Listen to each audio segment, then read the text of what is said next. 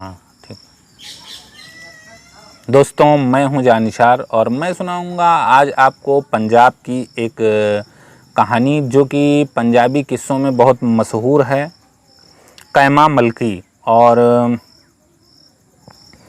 इस कहानी को गुलजार सिंह संधू जी ने शब्दों का नया रूप दिया है और जिसे सुन के आपका दिल खुश हो जाएगा, आप झूम उठेंगे। तो ये कहानी सालों से, सैकड़ों सालों से पंजाब में रची बसी है और इसको मैं आपको सुनाने जा रहा हूँ। गढ़ मुगलाने दियाँ नारा पीछा झूल दियाँ, तीज़ों का गिद्धा पूरे जोरों पर था। गिद्दे वाली लड़कियां पीपल की छांव में गिद्दे की ताल पर झूले वाली लड़कियों को हुलारा दे रही थीं। गढ़ मुगलाने के इस पीपल के झूले सरहदी इलाके में दूर दूर तक मशहूर थे। मालूम नहीं कितनी पीढ़ियों से यह पीपल लड़कियों को झूला झुलाता आया था। इसकी टहनियाँ मजबूत थीं और पत्तों की छांव सघन। नंबरदार की बेटी मलकी गिद्दे की अगुआ थी। वह झूले पर चढ़ती तो बूढ़े पीपल की जड़ें तक हिला देती थी। मलकी का बाप राय मुबारक गांव का नंबरदार ही नहीं बल्कि सारे इलाके में प्रतिष्ठित आदमी था। उसके दो बेटे थे जो पेड़ों के तने जैसे मजबूत थे और लाठियों सरीखे जवान थे। बेटों का नाम राहून और महरून थे। उसका भाई दरिया दिल्ली में अकबर के दरबार में सूबेदार था।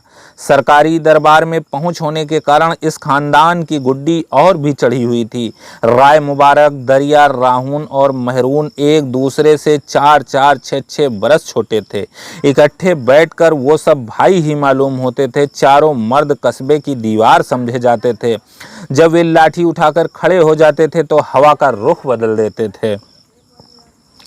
माँ बाप के रोब की वजह से मलकी भी दिलेर थी। उसका माथा 14वीं के चांद की तरह चमकता था। वह किसी हीर या सस्सी से कम न थी। गांव की इज्जत और इलाके भर का मान, भरपूर जवान होने के कारण उसके जवानी की शोखियों का ज्ञान तो था, लेकिन उसकी उदासियों का नहीं। उसे कभी इस बात का सपना भी नहीं आया था कि जवानी की झूले की रस्सी टूट भी सकती थी। यहाँ तक कि वह टहनी ही टूटकर धरती पर गिर सकती थी जिस पर झूला डाला हुआ था। मलकी की माँ गोंदला को बेटी की जवानी जैसे काटने को आ रही थी। घर में जवान बेटी हो तो कौन माँ सुख की नींद सो सकती थी। किसी छोटी सी बात से भी परिवार की इज्जत मिट्टी में बर्बाद हो सकती थी।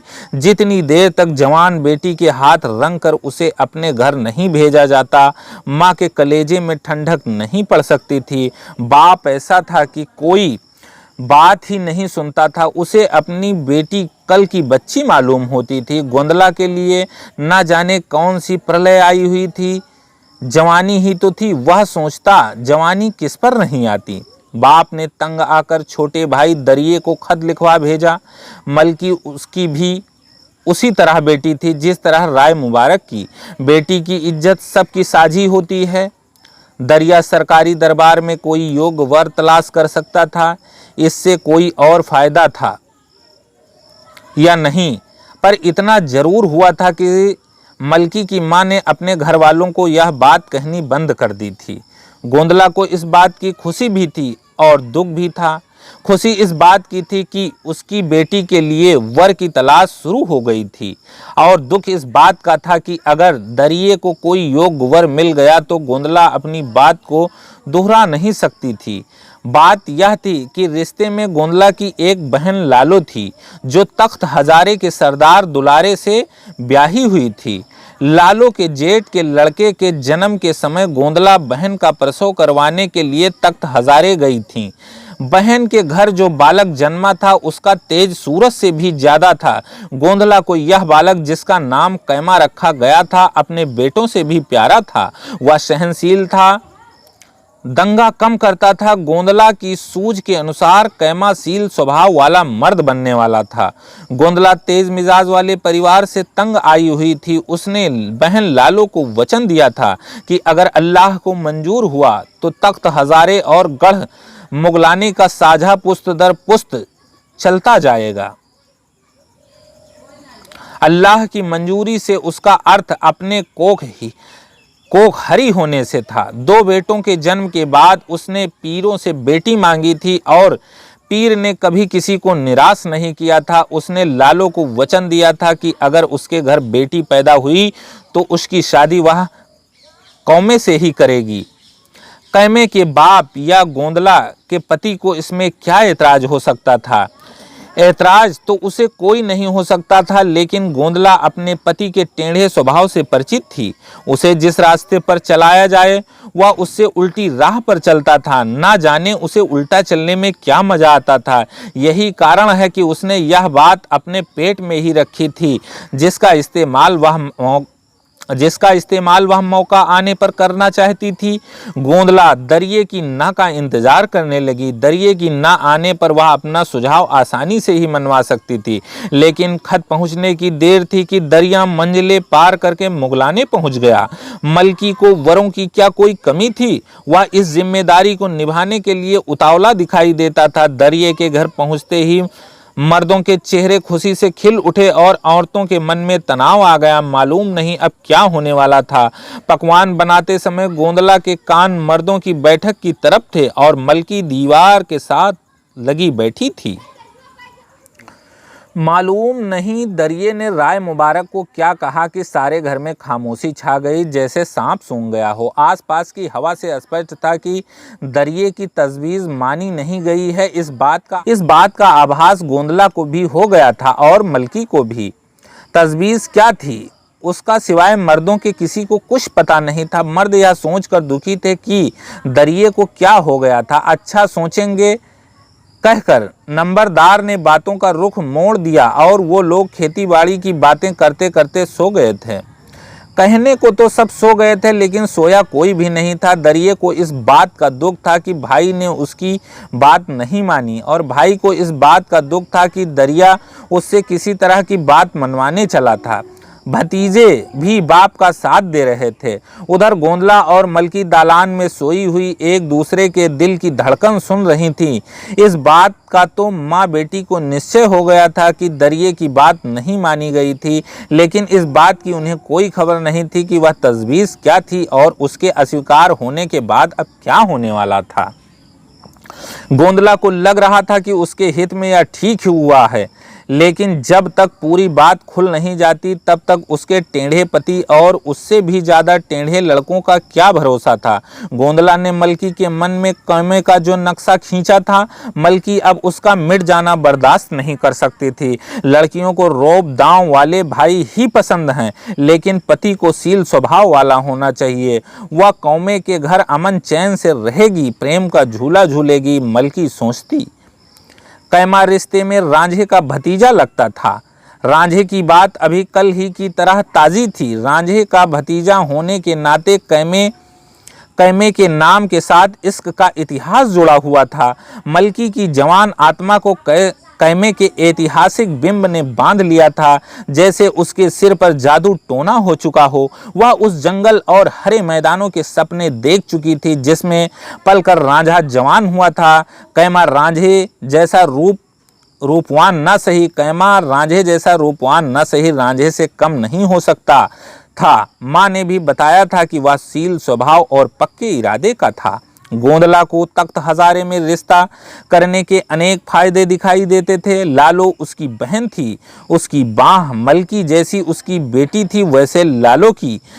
कैमा जैसे लालो का बेटा था वैसे ही गोंदला का भी बेटा था। खून खून ही होता है और पानी पानी होता है, लेकिन दरिया खून को भी पानी और पानी को भी खून करने पर तुला हुआ था। सुबह होने पर यह बात सारे परिवार में फैल चुकी थी। पता लगा कि दरिया अपनी भतीजी को अकबर बादशाह के घर बैठाना चाहता था। बूढ़ा बादशाह मलकी की जवानी और हुस्न पर मस्त होकर दरिये को बड़ी से बड़ी इज्जत और मान दे सकता था। वह अपने रिश्तेदारों को तकलीफ होने नहीं देगा, चाहे वे राजपूत ही क्यों ना हो। दरिया सूबेदार से जर्नैल बन सकता था। यह अकबर का समधी बनने वाला था। भला कोई समधी को भी अपने से छोटे स्थान पर रखता है? दरिया तो जर्नैल होने के सपने पाले फिरता था। यह बात चाहे बादशाह के दिमाग में भी ना आई हो, लेकिन दरिया बादशाह की कमजोरी से परिचित था। एक बार भाई को मनाने की देर थी। दरिये के लिए राज दरबार के सारे दरवाजे खुल जाएंगे। अभी कल ही की तो बात थी कि अकबर ने सलीम से प्यार करने वाली अनारकली को इसलिए मरवा दिया था क्योंकि उसने बादशाह का हुक्म नहीं माना था। दरिये को इस बात का पूरा एहसास था कि उसकी भतीजी किसी भी अनारकली से कम नहीं थी। दरिये की इस बात को मुगलाने परिवार के सब लोग समझ गए थे। सुबह होने तक सारे घर के कोने कोने में यह जहर फैल चुका था। सुबह जब इस जहर ने माँ बेटी को डंक मारा तो वह भी विष घोलने लगी। गोंदला के हाथों में पला दरिया अपनी भतीजी को किस रास्ते पर चलाना चाहता था। कल तक बड़ी भाभी से मांग कर खाने वाला आज राज दरबार में अपनी पहुंच की कितनी शान दिखा रहा था। दूसरे दिन सुबह जब दरिया दिल्ली के लिए रवाना हुआ तो किसी ने दुआ सलाम न की। राय मुबारक को अपने से बड़ा खानदान पसंद नहीं था। बड़े घरों पर बेटियों पर दौलत का रोब डालते रहते हैं। अपने जैसे खाते पीते जमींदारों की कोई कमी नहीं थी। वैसे भी लाड़ से पली पोसी बेटी को भला आंखों से कितना दूर रखा जा सकता था। 500 कोस दूर बेटी भेजी जीती मरी एक बराबर है। जो बेटा बेटी वक्त पर दुख सुख भी न बांट सके उनका क्या फायदा। लेकिन दरिया तो सिर्फ अपने सुख की तलाश में था। राय मुबारक की ना ने उसकी उम्मीदों पर पानी फेर दिया था। दरिये को लगा कि जैसे जर्नैल तो एक तरफ रही, उसकी सूबेदारी भी छिन चुकी थी। कुछ इस तरह जैसे तरक्की की सीढ़ी चढ़ते हुए किसी ने उसकी बाँह खींचकर उसे नीचे उतार दिया हो। वह धरती पर खड़ा गुस्से से कांप रहा था। वह इसका बदला लिए बगैर नहीं रहेगा, उसने मन ही मन फैसला किया। घर में फूट पड़ी हुई थी। मलकी और चंचल मन चिंता में डूब गया था। जमींदार भाई जब लड़ते थे तो किसी न किसी का सिर लिए बगैर चैन नहीं लेते थे। भाइयों की फूट से बुरी और कोई फूट नहीं होती। दोनों एक दूसरे के भेद जानते थे और घर का भेदी लंका ढाए। अब मलकी झूला झूलने जाती तो झूले की तख्ती पर पैर रखने को उसका जी न करता। किसी तरह मन महसूस कर चढ़ भी जाती तो 2-4 पैंगे चढ़ाकर हाँफने लगती। पास वाली साथी जरा भी ऊंची पैंग चढ़ाती तो उसका दिल डूबने लग जाता। पेड़ों को जड़ से हिला देने वाली मलकी पत्तों से भी डरने लग गई थी। सरकारी गजब उसके माँ बाप की मुश्कें बांध सकता था। कैमा तख्त हजारे पर बैठा रहता और इधर मलकी चिंता में डूबकर पागल हो जाती। उसे झूले वाला पीपल का पेड़ और छप्पर जैसे काटने को दौड़ते थे। जब मन ही मौज नहीं मांगता था तो फिर वह तन को क्या करती। मौके का फायदा उठाकर गोंदला ने राय मुबारक से मलकी का रिश्ता कैमे के साथ करने की बात चलाई। तख्त हजारे का दुलारा बराबर का जमींदार था, साढ़ू समधी बनने का हकदार था। राय मुबारक की साली लालो भी बड़ी शांत स्वभाव की थी। बहुत कम आने जाने के बावजूद राय मुबारक पर तख्त हजारे वालों के स्वभाव का असर था। जब भी एक साथ शिकार खेलने गए थे आपस में खूब निभी थी। आदमी तो थोड़ी देर के अंदर ही पहचान जाता है। राय मुबारक को यह रिश्ता याद नहीं था। अगर याद रहता तो फिर दरिये का इतना एहसान क्यों लेता। बेटी भी मजे में बसती और भाइयों में फूट ना पड़ती। अब उसे अपने आप पर गुस्सा आ रहा था। गोंदला को भी इस बात का दुख था कि उसने यह बात इससे पहले ही घर में क्यों नहीं खोली थी। राय मुबारक के डर से उसने इतनी बात अभी भी दबा कर रखी हुई थी। उसने बहन लालो को यह वचन बहुत पहले से दे रखा था। जब कैमे के साथ रिश्ते की बात शुरू हुई थी तो घर के सभी लोग खुश थे। बराबर का खानदान था। अविश्वास की गर्म लू की बजाय विश्वास की ठंडी हवा बहने लगी थी। मलकी के मन में दिनों दिन कैमे की सूरत निखरती आ रही थी। ज्यों-ज्यों कैमा उसके मन में जगह बना रहा था, मलकी को अली जाह अकबर पर गुस्सा आ रहा था। चाहे दरिये ने जो प्रस्ताव रखा था वह उसके अपने ही मन की उपज थी, लेकिन बूढ़े बादशाह के साथ क्षण भर के लिए भी उसका नाम जोड़ा जाए यह मलकी को पसंद नहीं था। उसका बादशाह से और बादशाह का उससे आखिर वास्ता ही क्या है। 2 तस्वीरें उसके आंखों के सामने घूमती रहती थी, हुस्न का देवता कैमा और बूढ़ा अकबर। कैमे ने सगाई होने के बाद मलकी के हुस्न की धूम तख्त हजारे में भी मच गई थी। गढ़ मुगलाने की हसीना को प्राप्त करने का शौक कैमे के मन में दिनों दिन बढ़ता जा रहा था। कैमे और उसके परिवार को इस बात की खबर मिल चुकी थी कि राय मुबारक ने मलकी का रिश्ता कहां से छीन कर कहां किया है। अकबर बादशाह के बराबर अकबर बादशाह के बराबर तौले जाने के कारण कैमा फूला नहीं समाता था, लेकिन जब तक निकाह नहीं पढ़ा जाता था उसके मन को ठंडक नहीं पड़ सकती थी। निकाह से पहले वह मलकी के माँ बाप की मर्जी का मोहताज था। उसकी मर्जी में दरिये की मर्जी विघ्न डाल रही थी, और दरिये की मर्जी कोई मामूली मर्जी नहीं थी। इसकी पृष्ठभूमि में अकबरी जलाल और सरकारी दबाव भी शामिल था। कैमे का जी चाहता था कि वह उड़कर मलकी से जा मिले, लेकिन सामाजिक रस्म रिवाजों का दास होने के कारण उसको इसका साहस नहीं होता था। उड़कर जाना कौन सा आसान था। दोनों गांवों के बीच 2 नदियों की दूरी थी। तख्त हजारा झेलम नदी के किनारे और गढ़ मुगलाना सिंध नदी के किनारे। दोनों के माँ बाप को दरियों पर भरोसा नहीं था। दरिये पर भरोसा नहीं था। दोनों पक्ष मामले को ज्यादा लंबा करने के पक्ष में नहीं थे। दुलारा और राय मुबारक का आपस में आना जाना बढ़ गया था। अब वे एक साथ शिकार खेलने के सपने देखने लगे थे। झेलम से लेकर सिंध तक की सारी धरती उनकी होने वाली थी। वे अपनी मर्जी के अनुसार जहां चाहें वहां जा सकते थे। दोनों को दोनों नदियों के शेर, बाघ, हिरन, तीतर, बटेर और मुर्गाबियां अपने ही मालूम होते थे। कल्पना में वे अपने ही शिकारी कुत्तों को जंगली हिरणों के पीछे भागता हुआ देखने लगे। राय मुबारक ने शादी की तारीख पक्की कर दी। अगर तुम मेरी बात मानो तो हम इस मौके पर दरिये को ना ही बुलाएं तो ठीक होगा, गोंदला ने सलाह दी। अरे भगवान, भला ऐसा कहीं होता है? आखिर भाई भाई ही होते हैं। दरिया कुछ नहीं कहेगा। घड़ी भर के लिए वह लालच में आ गया था। अब वह बात गई बीती हो चुकी। राय मुबारक ने समझाया, लालची आदमी का कोई भरोसा नहीं होता, लेकिन तेरी मर्जी है तो। गोंदला ने बात पति पर डाल दी। बेटों ने भी बाप की हाँ में हाँ मिला दी। किसी को दबाव डालना ठीक नहीं रहता। लोग दरियों से डरते भी थे। निमंत्रण भेज दिया गया। शादी की तैयारी होने लगी। इधर मलकी के घर में लिपाई पुताई हुई, उधर कैमे के घर की इधर दहेज तैयार हो रहा था, उधर वरी तैयार हो रही थी। इधर अस्तबलों को सजाया जा रहा था, उधर घोड़े घोड़ियों को। इधर मलकी का दिल धड़क रहा था, उधर कैमे का। शादी के दिन दरिया भी आ गया। वह खच्चरों पर अंगूरी शराब लाद कर लाया था। उसके पास शाही आतिशबाजी थी और शाही कालीन थे। उसके चेहरे पर बीती हुई बातों का कोई असर दिखाई नहीं देता था।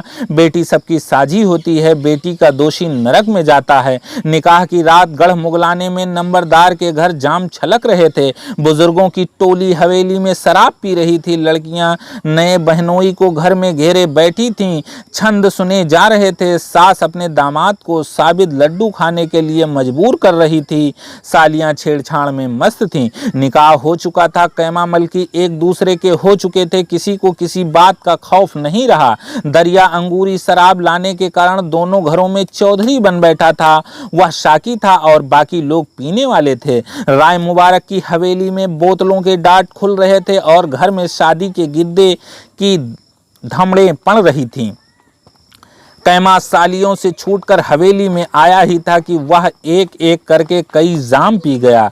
कुछ तो शादी का चाव था और कुछ शादी की थकान थी। घूंट में से घूंट उसे मलकी के चेहरे की जो झलक दिखाई दी थी, उसका भी नशा कम नहीं था। कुछ ही क्षणों में वह भी दूसरे लोगों के साथ जा मिला। वक्त बीतने पर सब के सब औंधे हो गए। क्या बराती क्या घराती।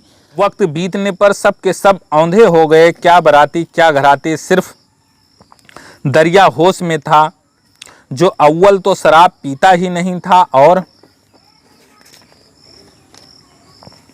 अगर पीता भी था तो पीता कम था और छलकाता जाता था। गिराता तो और भी ज्यादा था। मौका ताड़कर दरिये ने राय मुबारक, राहून, मेहरून, दुलारा और कैमे को कैद कर लिया।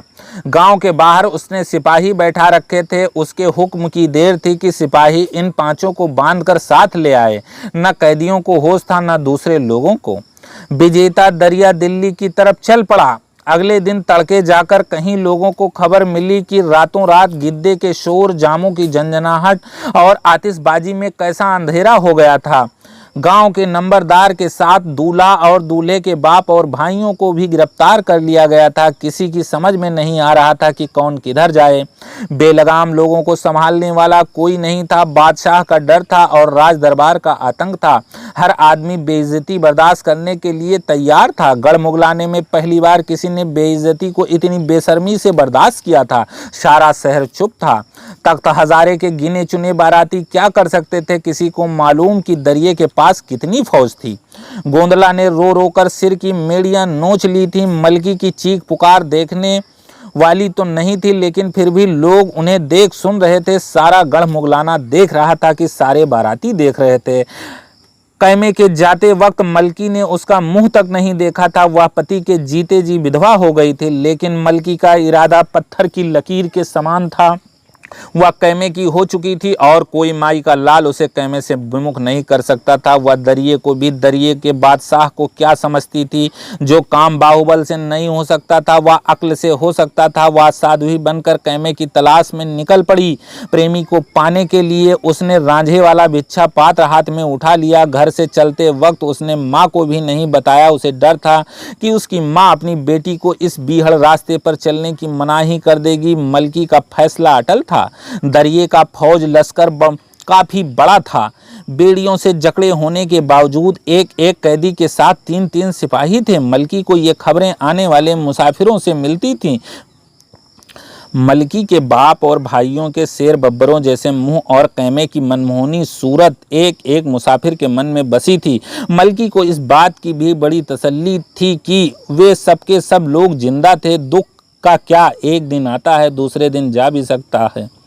मलके के पैर बीमारियों से फट गए थे। उसने सैकड़ों कोसों का सफर नंगे पैर तय करने का फैसला लिया था। बार बार रास्ता नहीं पूछना पड़ता था। जगह जगह मील के पत्थर थे। कोस कोस पर कुएं और किनारे पड़े थे। हर मंजिल पर रैन बसेरा था। जहां कहीं पेड़ों की कमी होती उसकी बियाइयों से फटे पैर गर्म मिट्टी में झुलस जाते। वह भागकर मेड़ों पर उगी हुई घास पर खड़ी हो जाती। पैरों को थोड़ा सा आराम देने के बाद फिर चल पड़ती। कहीं खाने को मिल जाता था, कहीं खाने को भी नहीं मिलता था। घोर निराशा की इस हालत में आशा की ही एक किरण थी, वह भी कैमे का जिंदा होना। नहीं तो दरिये का क्या भरोसा था, कहीं मार कर दबा जाता। कभी वह काफिले के साथ जाकर मिल जाती, कभी पीछे रह जाती। एक आध बार उसने चोरी छुपे कैमों को देखा भी था। बड़ा बेबस था, बहुत लाचार। यही हाल मलकी के बाप और भाइयों का भी था। मलकी का यह सफ़र हज से भी बढ़कर था। हज जाते वक्त आशा पूरी होने की संभावना होती है, वहाँ वह भी नहीं थी। मंजिलें तय करता हुआ काफिला कुरुक्षेत्र के मैदान के पास थानेसर जा पहुंचा। मलकी भी पीछे पीछे जा पहुंची। थानेसर में मलकी का एक भक्तिन के साथ मेलजोल हो गया। मलकी इस भक्तिन के डेरे से बबूत लेने आई थी। बातों ही बातों में भक्तिन ने मलकी का दुख भांप लिया था। सारी व्यथा सुनने के बाद भक्तिन ने मलकी को सलाह दी कि वह अकबर बादशाह की राजपूत रानी की बेटी जमुना से मिले। भक्तिन को विश्वास था कि अगर राजकुमारी जमुना चाहे तो सब कुछ हो सकता है। मलकी जमुना के महल पर भिक्षा मांगने के लिए गई तो जमुना उसकी जवानी और हुस्न देखकर मोहित हो गई। इस उम्र में साध्वी बनने वाली इस सुंदरी में जरूर कोई ना कोई रहस्य था। उसने मलकी को महल में बुला लिया। जमुना के पूछने पर उसने कैमे की शादी होने की अपनी सारी दर्द भरी कहानी सुना दी। जमुना में उसे कोई दैवी रूप दिखाई दिया। उसे यह बात भी नहीं छिपाई कि उसका चाचा उसे अकबर बादशाह के हरम में रखवा कर तरक्की पाना चाहता था। हरम वाली बात सुनते ही जमुना के तन मदन में आग लग गई। कोई मलकी को उसकी माँ की सौत बनाना चाहता था। सौतों के दुख जमुना को भूले नहीं थे। वह अपने बाप के बुढ़ापे के इश्कों को भी नहीं भूली थी। उसने बादशाह के हुक्म से अनारकली का कत्ल होते देखा था, सिर्फ इसलिए कि वह बूढ़े बाप के बजाय उसके जवान बेटे सलीम पर मोहित हो गई थी, जो अनारकली को कत्ल करवा सकता था। वह मलकी के हरम में दाखिल होने के बाद जमुना की माँ के साथ कौन सी भलाई करेगा। मलकी की इस बात को सुनकर उसे ऐसे लगा जैसे उसकी माँ साधुनी बनकर भीख मांग रही थी और उसकी जगह मलकी राज दरबार की मालिक बन गई। हाँ, यह ठीक है कि मलकी को देखकर यह विश्वास करना मुश्किल था कि वह ऐसा काम कर सकेगी, लेकिन यह बात मलकी पर निर्भर नहीं थी। करने कराने वाला तो खुद बादशाह ही था। राजकुमारी जमुना को एक ही बात की तसल्ली थी। वह बात यह थी कि अकबर को अभी तक दरिये की चाल का पता नहीं था। उसे यह तो मालूम था कि वह शाही कुमुक लेकर बागियों को कुचलने के लिए गया था, लेकिन वे लोग इसलिए बागी हैं क्योंकि उसकी बहन इतनी हसीन है। अगर बादशाह को यह बात मालूम होती तो वह मलकी को भी गिरफ्तार करके साथ लाने का हुक्म सुना देता। दरिया मलकी की बलि देने में इसलिए देर लगा रहा था क्योंकि उसने यह सोचा था कि एक रुतबा तो वह बागियों को पेश करके हासिल करेगा, दूसरा रुतबा मलकी को बादशाह के हरम में डालने के बाद हासिल करेगा। राजकुमारी जमुना भी चाहती थी कि यह नौबत आए। उसने दरिया को बुलाकर हुक्म सुना दिया कि बेगुनाह कैदियों को रिहा करके महल में भेज दिया जाए। राजकुमारी का हुक्म सुनकर दरिया अपने डेरे पर चला गया और रास्ते में उसे ख्याल आया कि बागियों के मामले में राजकुमारी का हुक्म मानना जरूरी नहीं था, बादशाह बेटी को समझा देगा। उसने रातों रात कैदियों को 2 मंजिलें आगे ले जाने का फैसला कर लिया। राजकुमारी जमुना का मलकी से मेलजोल बढ़ गया था। उसने मलकी का फकीरी बाना उतारकर उसे शाही लिबास पहना दिया। सारी रात अकबर के अटल इंसाफ की बातें करती रही। मलकी का मन इन बातों के बजाय कैमे की तरफ ज्यादा लगा हुआ था। सुबह ही सिपाही कैमे को साथ लेकर आने वाले थे। सुबह जब दरबान ने दस्तक दी तो मलकी कैमे से मिलने के लिए दौड़ी, लेकिन कैमा वहां नहीं था। दरबान ने बताया कि दरिया तो रातों रात कैमे और उसके साथियों को कहीं और ले गया। दरबार के सूबेदार की यह हिम्मत राजकुमारी से गुस्से की ताब नहीं झेली जा रही थी। दरबान खड़ा कांपे जा रहा था। दिल्ली पहुंचकर मलकी को मुंह खोलने या बादशाह के सामने जाने की इजाजत नहीं थी। यह काम राजकुमारी जमुना का था। यह उसकी इज्जत का सवाल बन गया था। सबसे पहले राजकुमारी अपनी माँ से मिली। उसने अपनी माँ को वह लड़की भी दिखाई जो किसी दिन उसकी सौत बन सकती थी। उसने दरिये की चाल भी खोलकर माँ को समझाई। रानी और राजकुमारी ने मिलकर यह फैसला भी किया कि वे दोनों बादशाह को मलकी के रिश्ते की बात की खबर दिए बगैर ही दरिये का खात्मा करवा देंगी। बूढ़ी माँ के दिल पर मूंग दली जा रही थी। बादशाह के खुले दिल की वजह से उसे सुख भी मिले थे और दुख भी कम नहीं झेलने पड़े थे। वे घड़ियां नहीं भूली थीं जब किसी की जवानी पर मस्त होकर बादशाह रात रात भर जरूरी कामों के बहाने रानी के महल में वापस नहीं लौटता था। उसे बादशाह के उन जरूरी कामों का पता था जिनके बहाने वह सारी रात बाहर गुजार देता था। रानी को इस बात का भी पूरा एहसास था कि वह जब से बूढ़ी हुई थी बादशाह के ये काम बढ़ते जा रहे थे। रानी अब अपने दुखों को और ज्यादा नहीं बढ़ाना चाहती थी। उसकी होने वाली सौत उसके सामने बैठी थी जो उम्र में उसकी बेटी से भी छोटी थी। रानी को दरिया जहर दिखाई देने लगा। उसने फैसला कर लिया कि वह दरिये का बीज नष्ट करके रहेगी। जब बादशाह के महल में दाखिल होने का वक्त हुआ तो रानी के हुक्म से महल के सारे दिए बुझा दिए गए थे, समाधान तोड़ दिए गए थे। रानी ने अपना हार श्रृंगार उतार कर फेंक दिया। बादशाह आया तो रानी खटपाटी लेकर लेटी हुई थी। यह देखकर बादशाह हैरान और परेशान रह गया। आज तो उसने ऐसा कोई काम नहीं किया था जिस पर रानी को शिकायत होती। यह बात उसका मन जानता था कि कैसे भी उसके विवाहित जीवन में आज यह पहला मौका था कि उसकी इस मालकिन ने किसी बात पर गुस्सा जाहिर किया था। आज तक उसने कभी गुस्सा जाहिर नहीं होने दिया था। आज इस तरह की कौन सी बात हो गई थी? बादशाह परेशान था। बादशाह अपनी रानी के आगे झुक गया। उसको झुका देखकर रानी ने राय मुबारक और उसके साथियों की रिहाई की मांग की।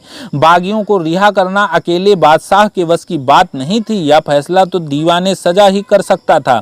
बागी और जासूस देश के दुश्मन थे। बागी को रिहा करने के लिए दलील की जरूरत थी। रानी के पास इसकी कोई दलील नहीं थी। अगर दरिया अपने भाई को बागी कह रहा था तो इसे गलत कैसे साबित किया जा सकता है?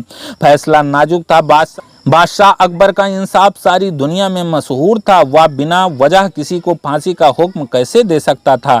लेकिन दरिये द्वारा मलकी को बादशाह के हरम में पहुंचाने वाली दलील देना तो खुद अपने पैर पर कुल्हाड़ी मारने वाली बात थी। बादशाह मलकी पर मोहित हो सकता था। रानी ने अपना दुख अपने भाई बीरबल को बताया। बीरबल के पास किस समस्या का हल नहीं था। उसने समझाया कि जाटों जमींदारों में अपने भाइयों को कत्ल करना आम बात है। हो सकता है कि अपने भाई राय मुबारक को बाकी सिद्ध करने के पीछे दरिये की यही चाल हो। राय मुबारक और उसके वारिसों की मौत के बाद उसकी जायदाद और गांव की नंबरदारी दरिये को ही मिलने वाली थी। इतने कमीने विचारों वाले दरिये को फांसी देना कितना लाजमी था। कैमे और उसके साथियों की रिहाई भी उतनी ही स्वाभाविक थी। बादशाह को इससे ज्यादा और किसी दलील दलील की जरूरत नहीं थी। उसने फैसला सुना दिया। दरिये को फांसी देने से पहले उसकी आखिरी ख्वाहिश पूछी गई, लेकिन दरिये की सब ख्वाहिशें मर चुकी थीं। ऊंची पदवी, बदले की भावना ने उसके दिमाग में जो फितूर पैदा किया था वह दूर हो रहा था। उसकी आखिरी ख्वाहिश भला क्या हो सकती थी? उसने कैमे और मलकी को बुलाकर मलकी का हाथ कैमे के हाथ में दे दिया। यह देखकर राय मुबारक के बाकी परिवार के लोगों के आंखों में आंसू आ गए। दरिये की आंखों में भी आंसू बहने लगे। बड़े भाई से माफी मांगकर वह फांसी के तख्ते पर जा चढ़ा। उस रात जमुना नदी के किनारे कैमा और मलकी एक दूसरे से पहली बार एकांत में मिले। चांद की चांदनी, नदी का एकांत, बढ़ते पानी की शांति, दरिये के अंतिम समय के पश्चाताप ने उन दोनों को एक दूसरे के और भी करीब ला दिया था। अब जब कैमे ने मलकी को अपने आलिंगन में लिया तो मलकी की आंखों में खुशी के आंसू छलक आए थे।